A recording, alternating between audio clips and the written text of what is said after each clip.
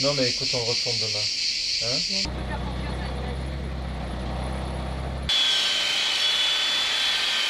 Et donc faire de la sculpture, travailler dans du massif, du gros massif aussi, c'était quelque chose qui était un grand défi.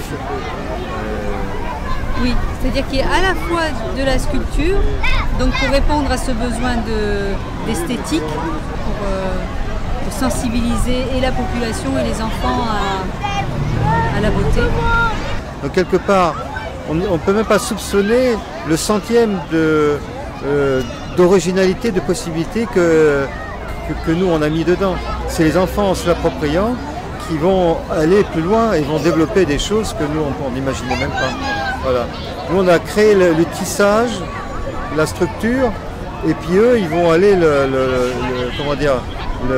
l'activer, le mettre en expérience, quoi. C'est ça. Et en fait, donc, ce dont on a conscience, c'est que les enfants sont différents. Et donc, on propose dans nos jeux plusieurs portes d'entrée. Pour celui qui est physique, hein, qui va vouloir, se transcender au niveau physique, il va pouvoir le faire.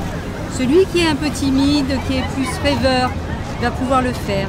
Celui qui a développé une intelligence créative, il va pouvoir le faire. Celui qui est sensible au toucher, à la beauté, il va pouvoir jouer. Donc voilà, c'est ouvrir des portes d'entrée comme ça pour jouer ensemble ou pour jouer tout seul. Ou à un moment seul, un moment avec l'autre.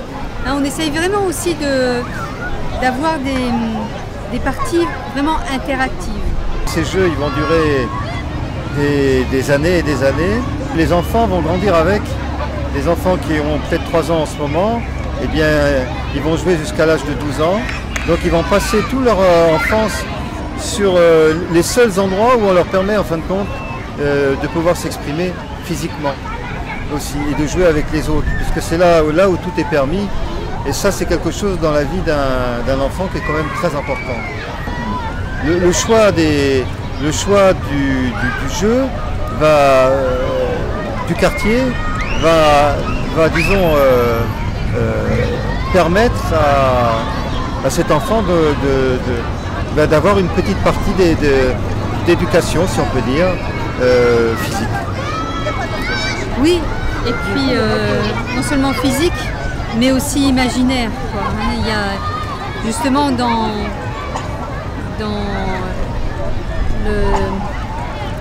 l'attachement qu'on a aussi à présenter quelque chose de beau, c'est important pour nous, pour que l'enfant, à partir de cette esthétique, à partir aussi de cette réalité, hein, on représente en fait des animaux essentiellement, puisse en fait s'appuyer là-dessus.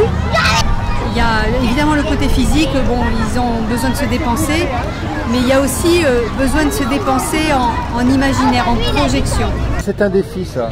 C'est un défi intéressant pour nous en tant qu'expérience, où on a des contraintes, et ces contraintes nous permettent aussi de nous surpasser au niveau de nos recherches.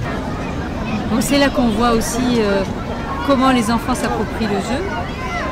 Et ça, on ne peut jamais imaginer parce que ça, c'est leur domaine. C'est eux qui donnent la vie et le sens à ce qu'on a fait, quoi. Nous, on a fait notre part et là, ça devient leur histoire.